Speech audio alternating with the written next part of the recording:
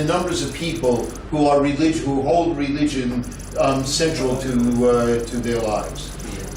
Jadi di Amerika itu mereka memang memutuskan caranya mereka memutuskan supaya pemerintahnya itu tidak ikut campur, jadi membiarkan masyarakatnya untuk berkembang sendiri dengan keyakinannya tanpa harus ada kontrol dari pemerintah. Jadi membiarkan masyarakat Amerika mempunyai kreativitas mereka sendiri, bagaimana mereka ingin memuja Tuhannya masing-masing dan bagaimana mereka ingin ke gereja, ke masjid dan seterusnya untuk bisa mengembangkan agamanya. Dan di sini kita bisa lihat bahwa ketiga negara ini masing-masing adalah negara yang dengan diversitas agama yang sangat luas sekali. So this is the way we have structured our government, our system, and it works well. But these similarities between Indonesia and America are amongst the very strongest ties that we have. And one of the reasons it was very important for me to come personally, not only relying on the research done by our staffs at the embassies and the consulates here and the NGO groups who provide us with information, but to come and see for myself and to learn. And I've learned a lot about Aceh here and a lot about Indonesia. So I'm very glad that I've made this trip. Nah, jadi maaf tadi ada tambahan lagi bahwa dari contoh tersebut terlihat bahwa ketiga negara ini sebenarnya bukan tidak menganggap agama itu penting, tapi menganggap agama itu penting, tapi membiarkan dengan cara berkembang dengan caranya masing-masing.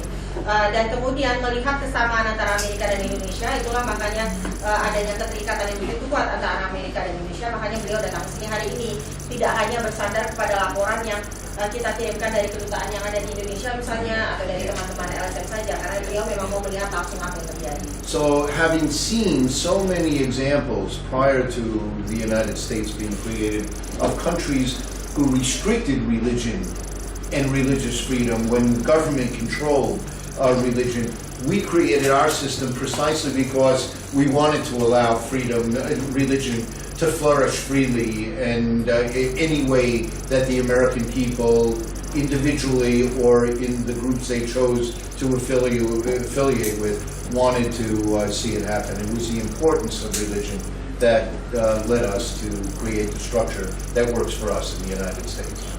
Jadi ketika mungkin ada sebuah negara yang memutuskan untuk betul-betul membatasi ataupun mengatur bagaimana tata cara beragama di sebuah negara tersebut, sementara kalau untuk Amerika mereka merasa memang mereka ingin memberikan kebebasan yang mutlak bagi setiap warga negara untuk bisa mengembangkan agamanya sesuai dengan keyakinannya sendiri, karena mereka merasa itu memang cocok bagi Amerika. But just to make one last comment about this, we also have to remember that a democracy and human rights, committed to human rights, guarantees that if somebody does not hold a religion, as an atheist or an agnostic, they have the same rights as a citizen to participate in their country and the same freedoms as anyone else does as well, even if we disagree with them or you disagree with somebody else's religion. Everyone's rights as a citizen should be innocent. Nah, tapi karena bagian dari demokrasi yang mereka yakini dan juga memang bagian dari demokrasi dan hak asasi manusia itu tadi, mereka juga bukan hanya memperlakukan bagi mereka punya agama, tapi mereka yang dari kalangan ateis dan agnostik yang tidak meyakini Tuhan misalnya, bahwa mereka itu bisa berpartisipasi dalam kegiatan apapun saja, karena mereka adalah warga negara yang sama haknya dengan yang lain. And that includes people in our own religions who may be dissenters from what the majority understanding of our religion is. Dan itu termasuk juga bagi kalangan yang mungkin orang yang beragama, yang misalnya di dalam satu agama tertentu yang dia mempunyai keyakinan yang mungkin berbeda dari kelompok besar dari agama tersebut misalnya. Jadi ketika dia mempunyai keyakinan dan tata caranya sendiri, itu juga harus mendapatkan hak yang sama. Okay. Yes. Nama saya Mudan. Aktivitas keseharian aktivitas komunitas blogger. Oh, di blogger, ya. Oke. Jadi saya ingin sharing yang di Aceh. Jadi kita di Aceh memulai demokratisasi itu pertama sekali dalam hal kebebasan berbicara, berpendapat di ranah online dalam bentuk penyampaian informasi dalam bentuk digital. Hal itu dilakukan karena pasca konflik yang terjadi di Aceh adalah pembungkaman terhadap statement-statement ataupun kebebasan publik untuk berbicara dalam hal politik keamanan, sehingga kita menggunakan ranah online untuk mempublikasikan ide-ide tentang freedom of speech. Itu yang terjadi di Aceh. Dan sekarang kalau kita lihat, masyarakat Aceh itu adalah masyarakat yang paling kuat literasi politiknya, karena mereka menggunakan fitur online untuk berbicara apa saja yang tidak terkukung oleh ketakutan terhadap ekskombatan ataupun tentara misalnya. Itu wujud dari kebebasan yang terwujud di Aceh. Lalu kalau kita lihat masalah agama, dari zaman dahulu Aceh ini daerah yang kosmopolit. Kalau kita identifikasi orang-orang yang ada di sini, kita tidak bisa identifikasi di Aceh ataupun non Aceh, karena ada yang Irannya, ada Indianya, ada Cinanya, ada Campanya. Jadi etniknya itu tidak tunggal. Lalu kalau kita lihat secara keagamaan, walaupun ini daerah yang sangat unik di Indonesia, yang berbasis pada sistem teokrasi berbasis Islam, tapi punya pluralitas keagamaan yang sangat bagus. Misalnya di Banda Aceh ada 5.000-an non-muslim yang mereka itu hidup dengan amat baik, tidak diganggu. Walaupun ada permasalahan religiusitas di Aceh, toleransi segala macam, itu internal muslim, bukan antara muslim dan non-muslim.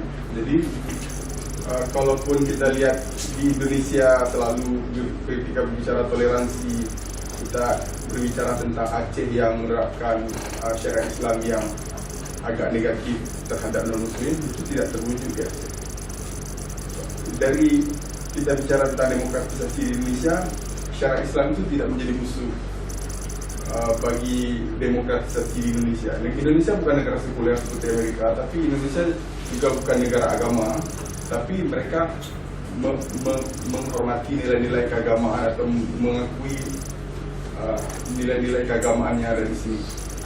Lalu yang menarik, saya tertarik tadi dengan statementnya mengenai bahwa versi Amerika tidak harus diterapkan di negara lain, karena treatmentnya beda-beda. Ada unsur-unsur lokal. Misalnya kalau di India kita akan melihat misalnya presiden yang muslim, nanti ketua parlemennya Hindu.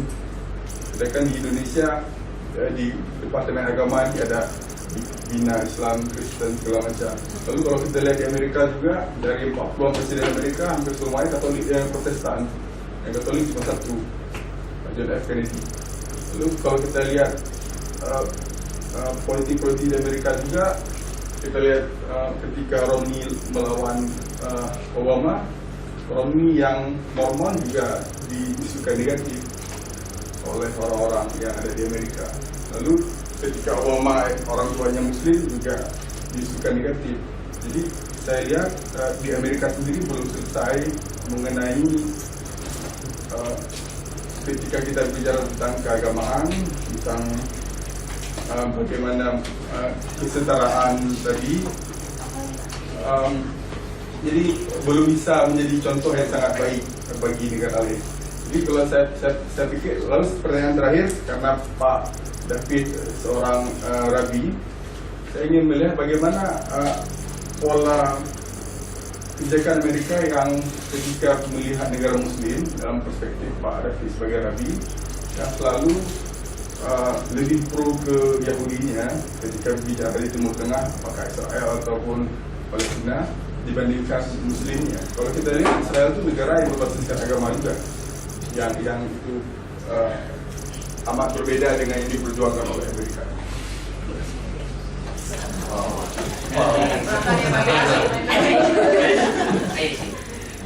He's just saying because he's also one of the bloggers in Aceh, and the fact that right now he's moving forward on the freedom of speech. They're working on that because in the conflict time, the Russians is signing his government, they feel like doing online, they can actually really speak on everything.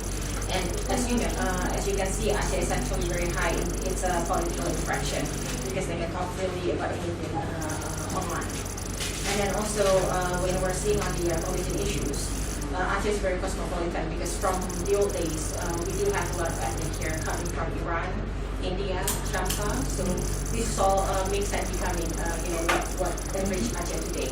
And then indeed, Aceh is a theocracy because we are the region who believe in God, but also at the same time we are also very plural because you can see that among the population in Aceh, 5,000 are coming from the non-Muslims, and they can live peacefully in Aceh. And sometimes if you see agitation and strong incidents happen, oftentimes it's coming from within the Muslim community themselves. And again, in Aceh, a lot of people see Sharia not negatively because they feel that Sharia is actually not the enemy of democracy.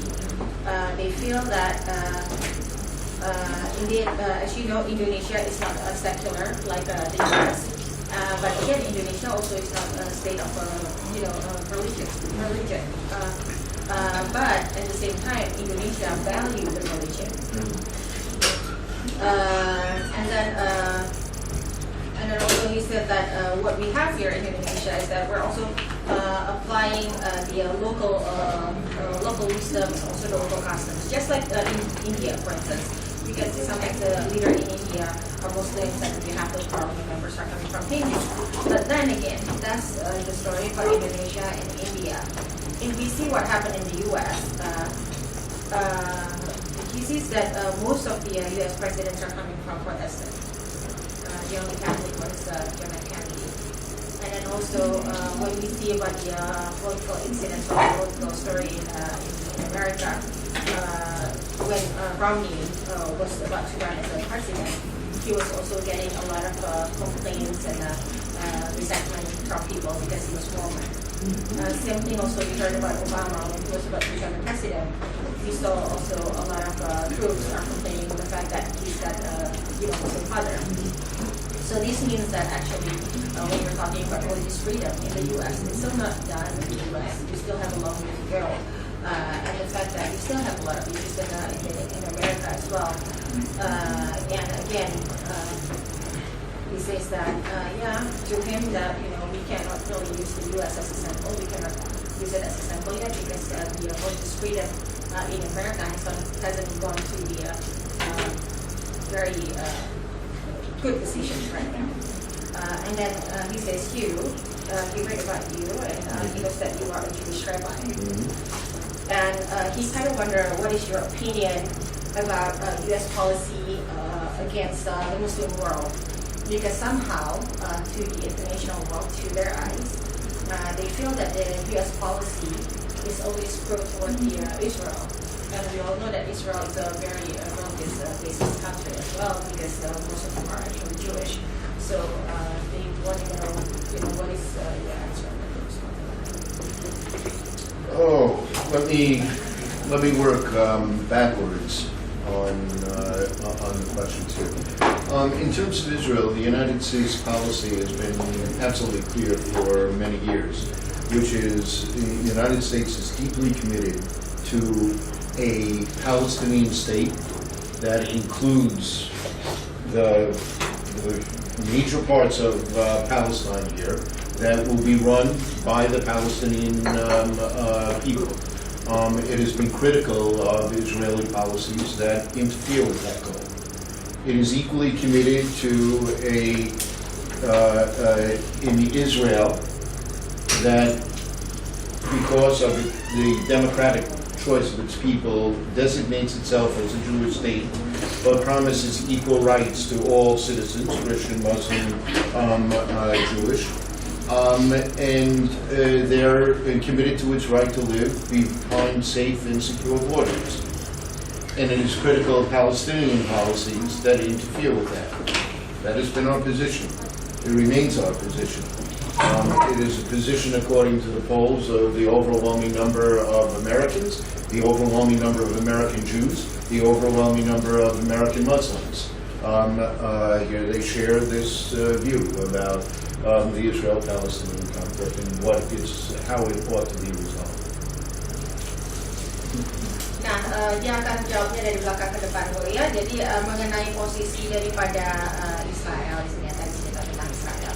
Sebenarnya sudah sangat jelas komitmen dari kebijakan daripada Amerika bahwa mereka sudah komitmen mereka melihat Palestinian State tersebut. Mereka melihat itu dan kemudian bahwa Palestinian State itu termasuk bagian besar keseluruhan bagian yang termasuk di dalamnya, dan bahwasanya ketika pun ada daerah yang misalnya diduduki oleh kelompoknya dari Yahudi dari Israel, itu berdasarkan daripada pilihan demokrasi mereka sendiri karena mereka melakukan seperti itu. Akan tetapi dipastikan bahwa semua warga yang ada di daerah tersebut mereka mempunyai hak yang sama satu sama lain, tidak ada perbedaan antara yang Israel ataupun yang Palestina. Dan bahwasanya mereka semua harus bisa hidup secara aman di dalam batas yang mereka itu. Kemudian itu dan ide pemikiran ataupun kebijakan ini didukung oleh bukan hanya warga Amerika saja, tetapi juga didukung oleh warga Amerika yang dari kalangan Yahudi dan warga Amerika yang dari kalangan Muslim. In terms of America's policy with the Muslim world, again, both President Bush and President Obama have gone out of their way to make it clear they want to have stronger relationships with the Muslim world. It's obviously a very complicated set of situations when we're dealing with military conflicts in these areas that divide the Muslim world, and divide the Arab world, and divide the world community here. Although in the case of fighting ISIL, I think there's overwhelming agreement by all the countries of the world that they want to rid the world of extremists who are willing to use force to impose their religious views on others. Oke, sementara dengan sikap Amerika terhadap negara-negara Muslim sebenarnya sudah sangat tegas sekali dari Presiden Amerika, dari pemerintah Amerika yang mengatakan bahwa mereka ingin terus meningkatkan hubungan mereka dengan negara-negara Muslim. Tetapi memang kebetulan situasi dunia ini memang sangat kompleks sekali. Dikatakan di sini bahwa kebetulan memang terjadi konflik-konflik militer yang terjadi di misalnya negara-negara Islam dan juga kemudian negara-negara Arab yang ada di sana. Tetapi Amerika berdiri bersama juga dengan komunitas Islam dunia yang sama-sama memang sudah setuju untuk bisa membasmi kelompok-kelompok ekstremis seperti ISIL misalnya. And just to link together these two points, if, and I genuinely from the bottom of my soul hope this happens very soon, if tomorrow there were a Palestinian state that the Palestinians wanted, and a safe Jewish state in Israel, and that conflict were resolved, the civil war in Syria would be going on, the problems in Iraq would be going on, the outcome of the Arab Spring would be going on, the economic challenges that the Mideast faces would continue to go on. All of these problems are part of global factors that we have to work together to address, regardless of the policy. Dan juga ada dua poin yang kita bisa lihat dari sini. Seandainya saja harapan Bapak David di sini, seandainya saja lah misalnya besok Palestinian State itu bisa terwujudkan, kemudian Israelian State-nya juga bisa terwujudkan, di mana keduanya bisa hidup secara aman di tempatnya masing-masing. Seandainya seperti itu. Akan tetapi kita lihat juga bahwa masih banyak konflik-konflik lain di dunia ini seperti konflik Syria, Irak, Arab Spring yang muncul, kemudian juga ada konflik ekonomi, yang mana semuanya ini kejadian-kejadian global ini sebenarnya saling berkontribusi terhadap situasi yang terjadi. As for your other point, we have a respectful difference. I don't think the question of who has been elected president speaks to the state of religious freedom in America. Nah, mengenai poin tentang Presiden Amerika tadi, mungkin di sini beliau mempunyai pendapat yang berbeda dengan mudah tadi ya, bahwa dikatakan dia tidak merasa bahwa presiden yang terpilih di Amerika itu adalah hasil daripada sebuah ketidakbebasan dalam melaksanakan agama. There is enormous religious freedom in America because the government stayed out of it. Any group of people who wants to form any kind of church A small church, you don't need a certain number of people. If 3 people want to get together and create some new religious group or build a church, they can do whatever they want. Here, there are all kinds of exemptions and protections for religion in America that nobody else in America gets. The government just lets religion, so long as it doesn't violate other laws, religious groups can do whatever they want, and it is one of the glories of America, one of the great things about America, that there is such a vibrant religious life because of the individual choices that the American people make for what the religious life is they want for themselves and their family. Nah, jadi mungkin kalau seandainya dia muda tahu, teman-teman di sini tahu, melihat bagaimana luar biasanya sebenarnya pertumbuhan agama apapun itu bentuknya, apapun itu di Amerika Serikat, karena memang sangat besar sekali diversitas agama yang ada di sana. Karena di sana itu siapapun saja, bahkan kalau misalnya dia 3 orang penganut agama A, misalnya kemudian dia punya uang, dia mau bangun rumah ibadahnya itu boleh di sana gitu. Jadi silahkan mereka membuat institusi agamanya sendiri sesuai kemauan dia. Jadi banyak sekali kelompok-kelompok seperti ini.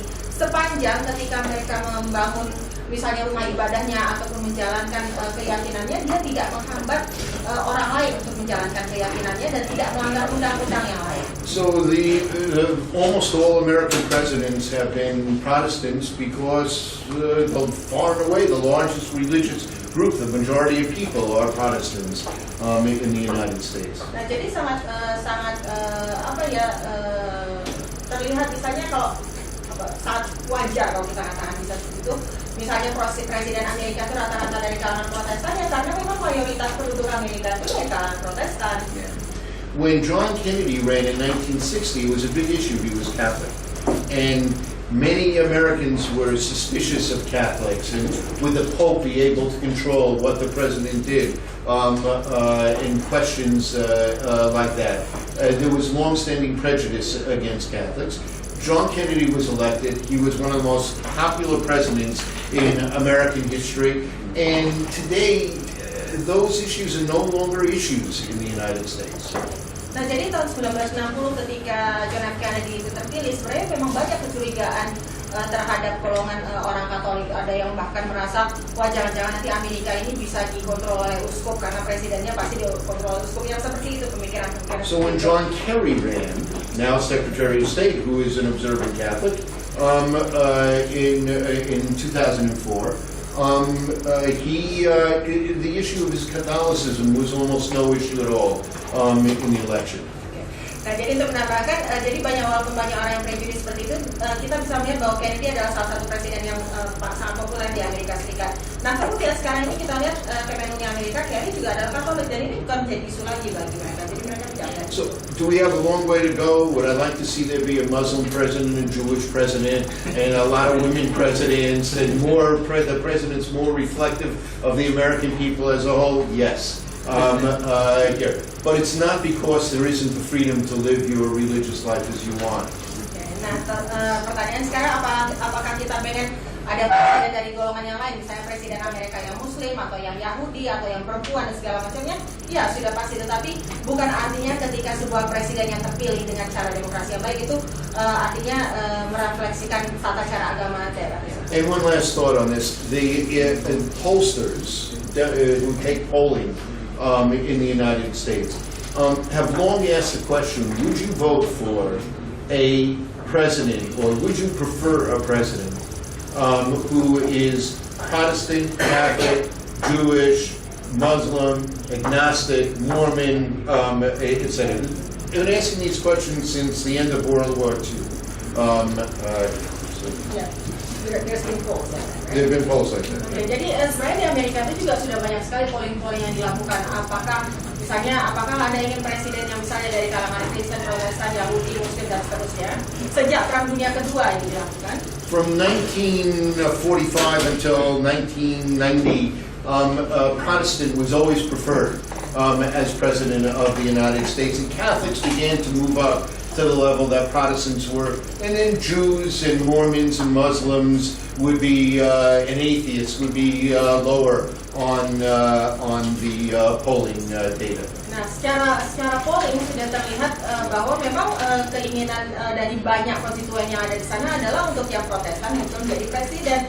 Dan kemudian seiring dengan itu sampai tahun 90-an mulailah muncul lagi naik yang dari kalangan Yahudi. Sementara kalau untuk kalangan yang kayak yang Muslim, kemudian misalnya yang agnostik dan yang lain-lain itu juga tidak setinggi yang kedua ini. And for a reason that no one understands, in the last 15 years, actually Jews and Catholics now score higher than Protestants, than either mainline Protestants or evangelical Protestants. Nah, maaf tadi yang mulai naik itu adalah dari Katolik dan Yahudi, dan percaya atau tidak 15 tahun terakhir ini bahkan justru sekarang yang Katolik sama yang Yahudi itu sudah mulai semakin naik posisinya dibandingkan yang Protestan.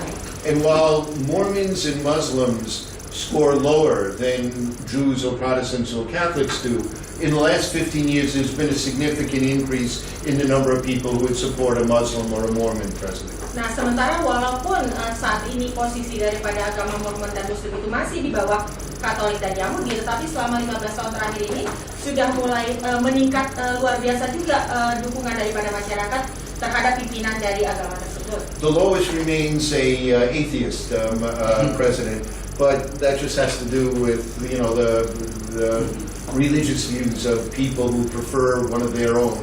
And someone who shares their values. Again, as a matter of law, anyone can become the president of the United States. Ya, kemudian yang paling rendah tetap masih yang dari kalangan ateis, dan tapi kembali lagi ini termasuk daripada preference daripada si konstituen tersebut, pandangan dia terhadap agama tersebut. Dan sekali lagi memang berdasarkan undang-undangnya Amerika Serikat, siapapun itu dengan keyakinan apapun atau tidak punya keyakinan tetap bisa menjadi presiden. The sociologists tell us, by the way, there are 2,000 religions, sects, in many small groups, in the religious groups in the United States. So it really is a very diverse country. Every world faith is found in the United States. Nah, jadi untuk diketahui juga berdasarkan studi, sosiologis mengatakan juga bahwa di Amerika itu ada lebih dari 2.000 sekte sebenarnya agama di sana. Jadi begitu besarnya variasinya. And if it's of any interest, I would also point out, if you look at the number of hate crimes in the United States that target religious groups, they're actually fairly small. There are a few hundred hate crimes, mostly online language about people or someone harassing someone. There are a few hundred hate crimes against Muslims. And there are twice as many hate crimes against Jews.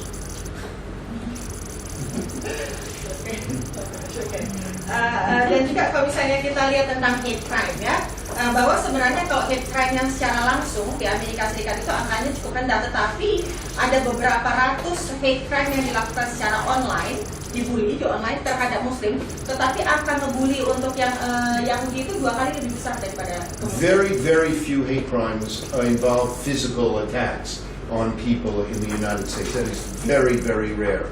Jadi sangat sedikit sekali hate crime yang bisa langsung menyerang fisik seseorang di Amerika Serikat. And so remember, we're talking about this handful of hate crimes out of 330 million Americans. It is very, very small in the United States. And as I said, much less against the Muslim community than against the Jewish community. And either of those, much less than against, let's say, African Americans, which is a much more serious problem, or against the LGBT community. Those are more serious targets for hate crimes. Sementara juga, tapi kita harus lihat bahwa sebenarnya hate crime yang terjadi ini hanya beberapa ratus dibandingkan dengan 330 juta populasinya Amerika Serikat, dan juga sebenarnya angka tersebut itu jauh lebih kecil dibandingkan dengan hate crime terhadap kelompok LGBT dan kepada kelompok African American. And then, since the end of World War II, the number of hate crimes has fallen pretty consistently over the last several years. Dan juga sejak Perang Dunia Kedua itu sebenarnya angka hate crime di Amerika itu sudah semakin menurun dengan signifikan. It's going to be the last question. We'll have to make it quick. Terkait dengan karena di Amerika kenapa pemimpinnya Protestan, karena memang mereka major di sana. Hot issue yang terjadi di Indonesia, di Jakarta, tidak menginginkan pemimpin di Jakarta adalah non-Muslim. Pandangan Anda tentang isu itu seperti apa? Karena di Amerika kejadiannya katanya seperti itu, yang statementnya Bapak bahwa karena keinginan masyarakat, makanya presidennya lebih banyak di Protestan. Nah, sekarang di Jakarta terjadi isu seperti itu, tidak mau non Muslim menjadi nomor satu di Jakarta. Pandangannya Anda seperti apa? So you see that you mentioned about how the Protestant actually prefers for the Protestant presidency. And then how do you see, I don't know, he doesn't know whether he follow up the election in Jakarta, but there's like massive rejection for non-Muslim governor in Jakarta. What do you think about that? Yeah, actually, I want to clarify this. I mean, the polls now show that even Protestants don't necessarily favor Protestants anymore. Religion has just become much less of an issue in the United States, and rarely comes up in campaigns, the religious identity. So Romney, who's a Mormon, and most people don't even know what Mormonism is in the United States. Vast majority of people cannot tell you what a Mormon is and what they believe in. But they respect him. They know he is committed to his religious identity, and they like the fact that he's committed to his religious identity, whatever it is. But the prejudice against different religions in general has greatly fallen in the United States. Mungkin perlu diingat bahwa artinya di sini walaupun dikatakan ketika Protestan di sana lebih prefer memilihnya, mereka memilih presiden yang Protestan itu, akan tetapi belum tentu juga bahwa semua Protestan ini trennya belum tentu juga semua Protestan memilih yang Protestan. Jadi kalau isu agama yang melekat kepada seorang kandidat itu sudah lebih jauh tidak diperhatikan. Seperti contohnya misalnya kayak Romney, dia adalah seorang Mormon. Orang tidak terlalu melihat bahwa dia adalah seorang Mormon. Orang senang dia sebagai seorang Mormon yang loyal terhadap agama seperti itu. Tapi kalau ditanya dengan orang Amerika, banyak sekali mereka yang tidak sebenarnya tahu apa itu Mormon pun sebenarnya, apa yang disembah mereka. So two sentence answer to your question about the mayoral race. Ada dua kalimat dia akan jawab tentang Pilkada Jakarta DKI. As a matter of law, we don't believe that anyone's right to hold an office or to depend on their religious identity. Berdasarkan undang-undang, Amerika meyakini bahwa tidak boleh kita menghambat seseorang untuk menjadi seorang pemimpin hanya karena agamanya. As a matter of law affecting my role and that of my colleagues here, none of us are allowed to express a view on any election in any other country or in our own country. Here, we stay neutral and allow the Indonesian people to make their decisions about who should be their leaders. Oke, kemudian karena peran beliau, posisi beliau saat ini dan juga posisi kita yang ada di sini saat ini, kami memang secara undang-undang tidak diizinkan untuk memberikan pendapat tentang pemilihan umum dimanapun itu, termasuk yang ada di negara luar seperti ini. I could go on all day with this, and I really enjoy the questions that you have asked. But we do have another commitment in a few minutes. I want to thank you all for joining together and hope it was helpful to you in understanding more about the United States and its views on religious freedom. Oke, jadi dia bisa satu harian kalau ngobrol soal ini dengan adik-adik semua. Cuman sayangnya tidak punya waktu sebanyak itu. Tapi beliau berterima kasih dengan pertanyaan, pernyataan, diskusi yang kita lakukan hari ini. Mudah-mudahan ini bermanfaat bagi kita semua. Sure. Oke, satu lagi lah yang If it's a quick question, I'll give kalau you a pede very oke. Terima kasih. Jadi konkret saja, begitu. Jadi saya di sini sebagai mahasiswa yang hidup di Aceh dan masyarakat asli Aceh, begitu. Melihat ada beberapa fenomena beberapa hari yang lalu bahwa memang masyarakat dunia sedang menyoroti hukum cambuk yang ada di Aceh terkait dengan syariat Islam, begitu. Jadi media asing sedang menyoroti bahwa memang ada beberapa pelanggaran HAM terkait dengan kandung syariat Islam, gitu. Kandung jinayah. Jadi mungkin di sini saya ingin langsung bertanya kepada perwakilan dari US, gitu. Bagaimana pendapat saudara-saudara sekalian terkait dengan syariat Islam? Dengan syariat Islamnya atau dengan hukum cambuknya? Pelanggaran HAM yang itu dikaitkan dengan HAM. Ya. Okay, so this is more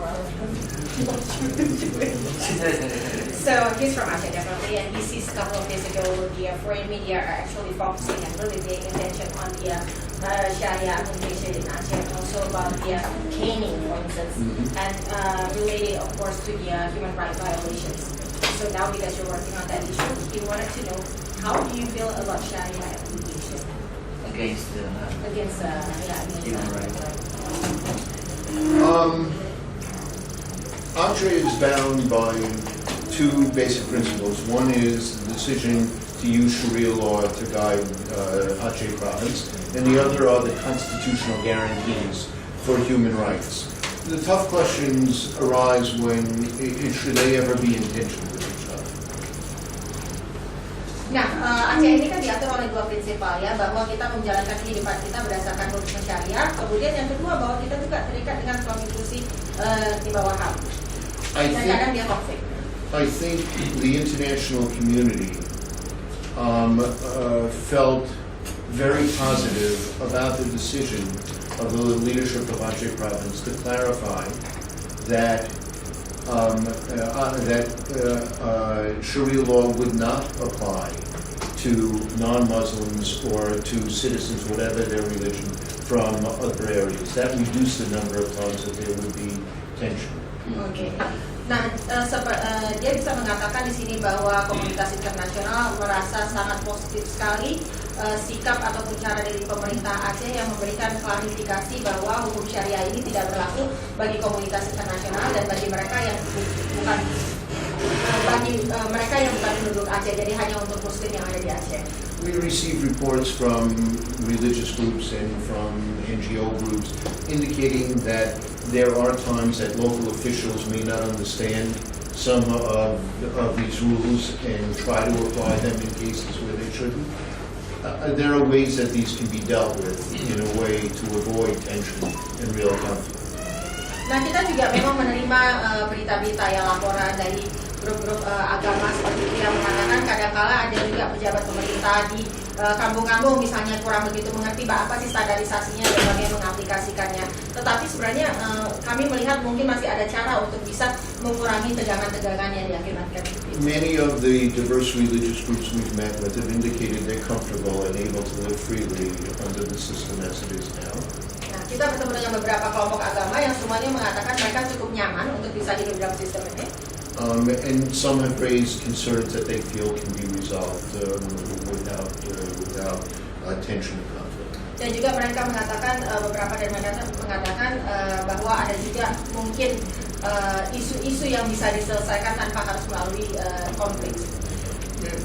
There's an equally complicated question of what happens if a Muslim who is a resident of Aceh has a conscientious objection to the way that Sharia has been decided and imposed on them.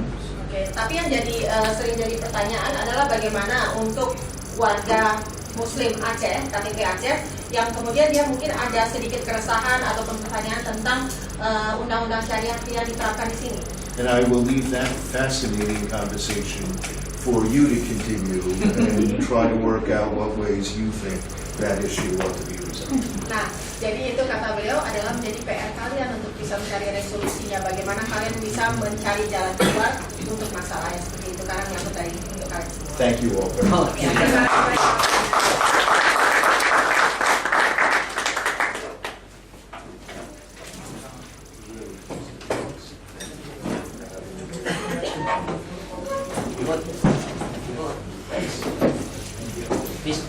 Miss, can we take photo together?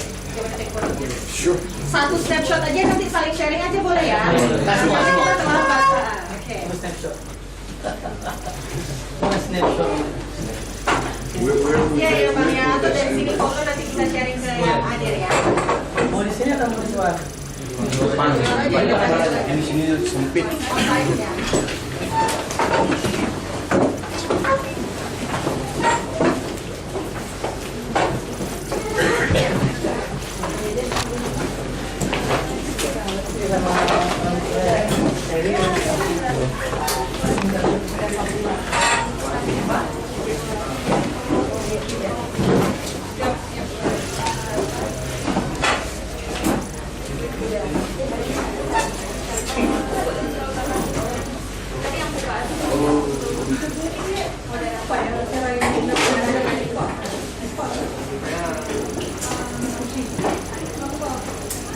yang ini. Nah, itu dia dari direktur. Oh iya. Aku baca beberapa kali.